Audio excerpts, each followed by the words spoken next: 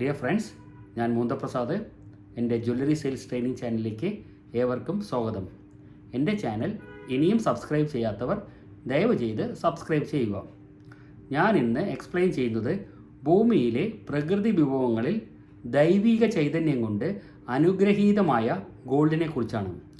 ഉദയസൂര്യൻ്റെ പ്രഭ എന്ന അർത്ഥം വരുന്ന ഔറം എന്ന ലാറ്റിൻ പദത്തിൽ നിന്നാണ് സ്വർണത്തിൻ്റെ പ്രതീകമായ AU-ൻ്റെ ഉത്ഭവം. മെൻ്റലീഫിൻ്റെ പീരിയോഡിക് ടേബിളിൽ D ബ്ലോക്കിൽപ്പെട്ട ലോഹമായ സ്വർണത്തിൻ്റെ ആറ്റോമിക് നമ്പർ 79 ആണ്.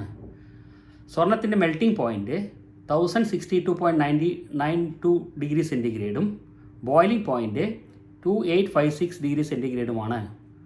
ഗോൾഡിൻ്റെ ഡെൻസിറ്റി 19.32 ആണ്. ആറ്റോമിക് വെയ്റ്റ് 196.967 ആണ്. പരിശുദ്ധ സ്വർണം എന്നാൽ 24 ക്യാരറ്റാണ്. അതായത് 99.99% ഗോൾഡ് ആയിരിക്കും.